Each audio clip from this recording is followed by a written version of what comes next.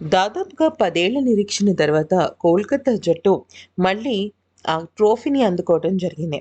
అయితే మూడోసారి ట్రోఫీని ముద్దాడిన కోల్కతా జట్టు చాలా ఆనందపడిపోయి ఒక రకంగా చెప్పాలంటే ఆకాశమే హద్దుగా వాళ్ళ సంబరాలను అంబరాన్నంటించేసింది. ఇక మ్యాచ్ గెలిచిన తర్వాత ట్రోఫీ గెలిచిన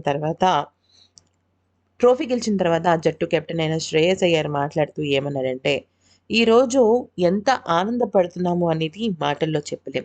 అయితే ఈ మ్యాచ్ కానీ, లేకపోతే ఈ టోర్నమెంట్ కానీ ఆసాంతం ఏదైతే మేము ఆటగాళ్ళ దగ్గర నుంచి ఎక్స్‌పెక్ట్ చేశామో, వాళ్ళందరూ కూడా అదే బాటలో నడిచి, ఆటగాళ్ళందరూ కూడా జట్టుకు అండగా నిలబడ్డారు. ఇది నిజంగా చాలా అద్భుతమైన క్షణం."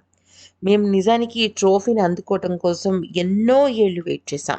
ఆ నిరీక్షణకు బహుశా వడ్డీతో సహా మాకు ఈరోజు వచ్చిందని తెలుస్తుంది.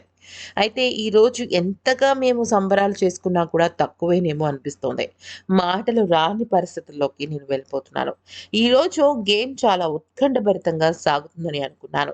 కానీ ఎస్ఆర్‌హెచ్ జట్టు చేసిన తప్పుల కారణంగా మేము ఈరోజు గెలిచాము. మా గెలుపు సునాయాసమైంది అని చెప్పటంలో ఎటువంటి సందేహము లేదు. ఎందుకనంటే ఎస్ఆర్‌హెచ్ జట్టు కూడా ఈ సీజన్ ఆసాంతం చాలా బాగా ఆడింది.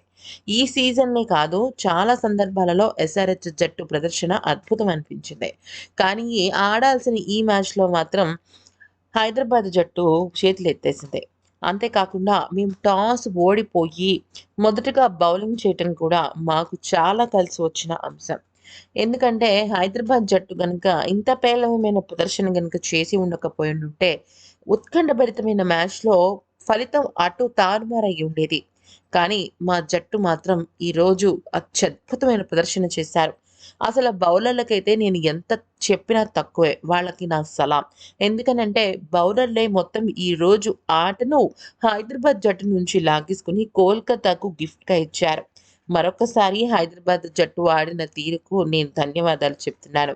ఇంకా మేము చాలా మంచి క్రికెట్ ఆడాలని మనస్ఫూర్తిగా కోరుకుంటున్నాను. నా జట్టుతో పాటుగా ఓటమి పాలైనప్పటికీ కూడా హైదరాబాద్ జట్టుకి కూడా నేను అభినందనలు తెలుపుతున్నాను. ఇక ఈ రోజు మరపురానిది, మరువలేనిది అంటూ చెప్పుకొచ్చాడు. ఈ వీడియో నచ్చితే లైక్, షేర్ అండ్ సబ్స్క్రైబ్.